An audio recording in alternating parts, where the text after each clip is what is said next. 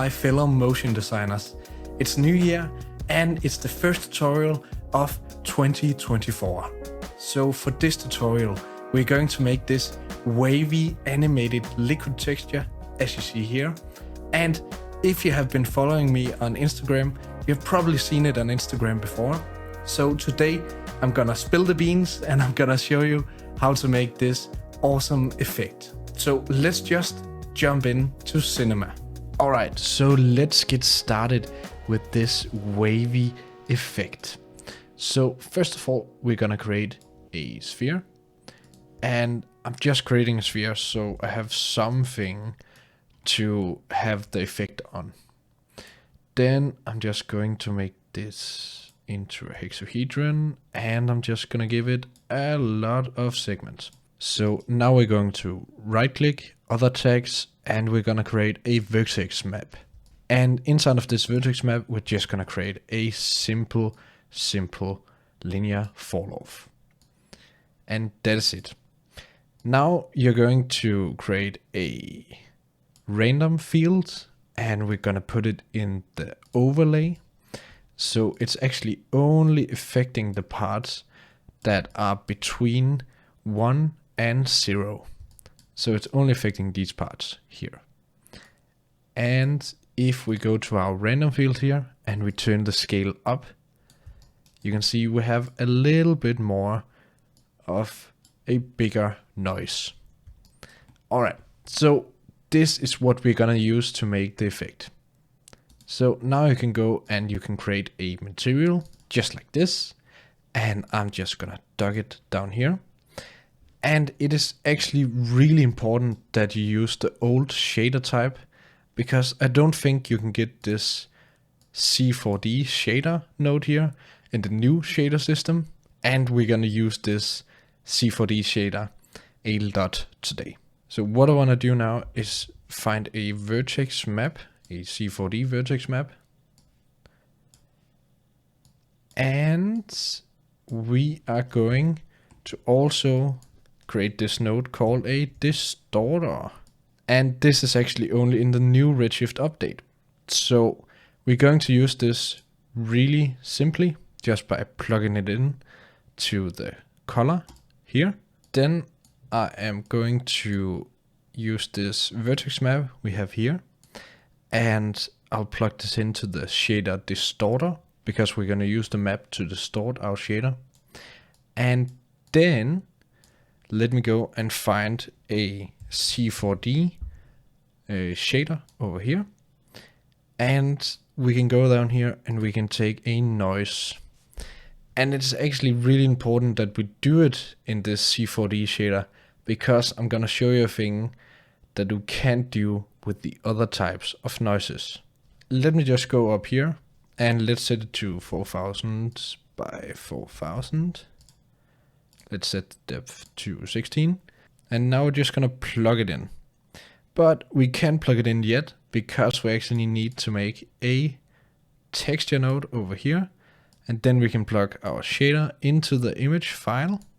And then we can plug it in to our shader texture down here in our distorter. So let's actually just take a look at what we have created here. So I'm just quickly gonna pull up this. And we can also throw our material on our sphere, just like this. And first of all, you can see we have some UV seams, which isn't that nice to look at. So before we do anything else, I'm quickly just gonna go and make this editable. And then I'm going to go into the UV edit mode down here. And I'll quickly just select a middle point here. And I'll just delete our old UV. And I'll go up here and say unwrap. Yes, awesome. So now we have a new unwrapped sphere down here. Okay, so now we have this unwrapped sphere here. And it just has a simple scene in the middle now. And that is what we want. Alright, cool. So right now nothing is happening. And That is because we need to go into our distorter down here, and we need to pull these up to 1. And as you can see, now I have something happening. And we have this really, really nice ripple effect, and we can actually control it with our fall off here. And as you can see, it's really looking nice when we're moving. And if you want the noise type, so you know where these waves are, if you want them to be bigger, you can turn up this noise, they'll be bigger, or you can turn it down and they'll be smaller. But yeah, I think I'm gonna have mine at 500, something like that. And you can also make it a little bit longer, then you have a bigger transition, or you can make it shorter, and then you just have this sliver of small distorted thing. And yeah, that is kind of the effect, but it doesn't look that great. And we can definitely improve it a lot. So what I'm going to do is going to this 4D shader, and I'm first of all just gonna change it to something else. So let me just choose a wavy turbulence down here, and let's plug our texture into our surface, and let's see how that looks. Yeah, something like that. And then we can also increase the scale of it, maybe something more like that.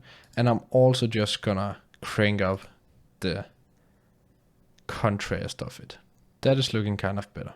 And as you can see, we are mirroring on this side, of course. So yeah, I'm just gonna turn the size down a bit. Maybe find the next seed.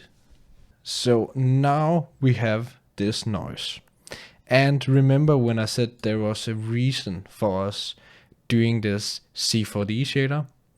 So the reason is that we can go up here to our shader, and then we can go and press layer. Then we can actually layer stuff on top of our noise to make it a little bit more wavy in the start, so we don't have that big of transition. So we can go here to the effect, and then we can go and say distort. And when we go and pull the strength up to 100, then we can see, hopefully, if this will update, yes, that we have a distortion on our noise. And right now it's looking really, really, really rough. So I'm just gonna bring the noise up a bit, maybe to 200. Or maybe the noise scale needs, it needs to be lower to be bigger in scale. All right, so let's pull down to 50. All right, so that is looking so much better. That is super cool. All right, so you might be saying, but Lucas, why can you not just take a noise type over here, like the Maxon or the noise, the Redshift noise, just duplicate the distorter and just plug it into it again, so you have two distorters?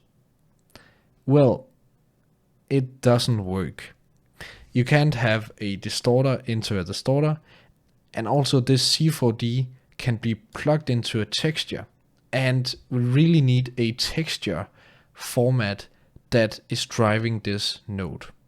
So that is why we need to use this little trick to get around the distortion. So now I'm actually going to make a ramp, and I'm just going to plug this in,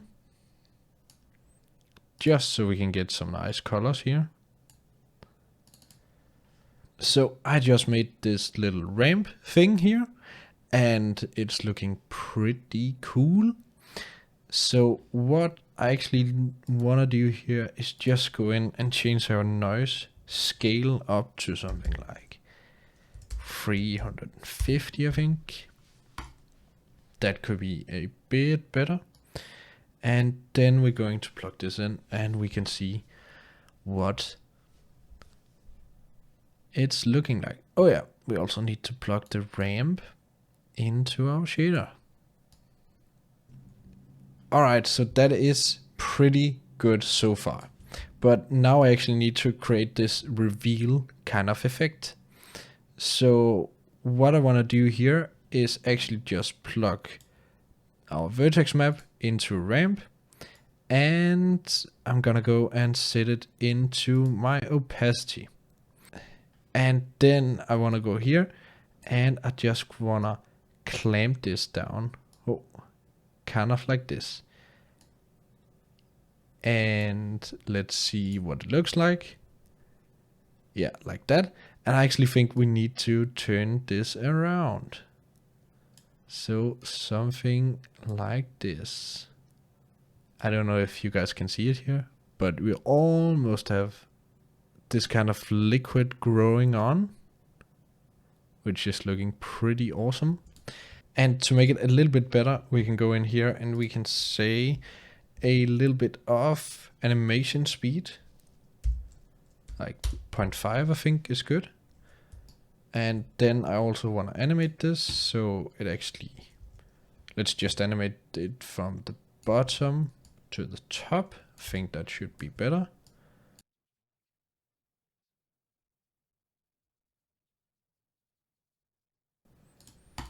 All right, something like this. All right.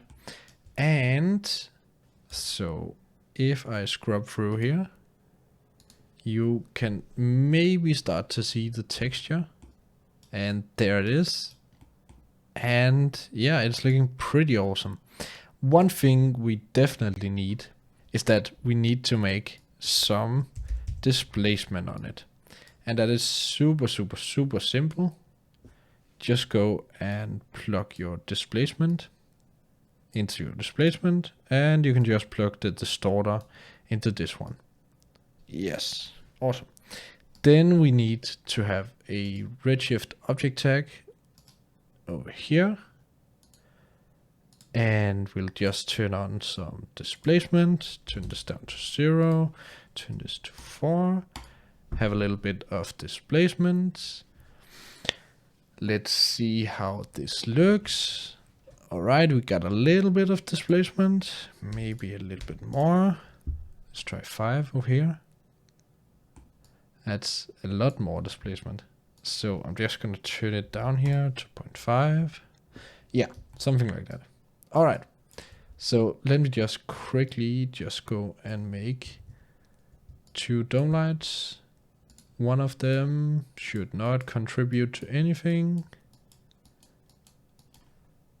And the other one, I'm just quickly gonna grab a HDRI. All right, so this is the result we have ended up with. It's looking pretty awesome. Let me just close this so you can actually see what's going on. So we have these wavy lines that feel like kind of a liquid simulation, but it's all done within a material, and that's super helpful if you wanna art direct this kind of look. Alright, so that was how to make this really awesome wavy material, and it's really handy, and I've used it on a couple of occasions, and I'm definitely gonna use it for so many more things in the future. That was it for this tutorial. So if you liked it and if you wanna be a part of this journey, then go and subscribe. Also leave a comment if you have any ideas for any new tutorials you want to see from me. And also if you want a little sneak peek on what's about to come up on the channel, well, you can go in the description and you can follow me on Instagram. So that was it for the first tutorial of the year, and hopefully I'll see you back here next time for some more cinema magic. Goodbye.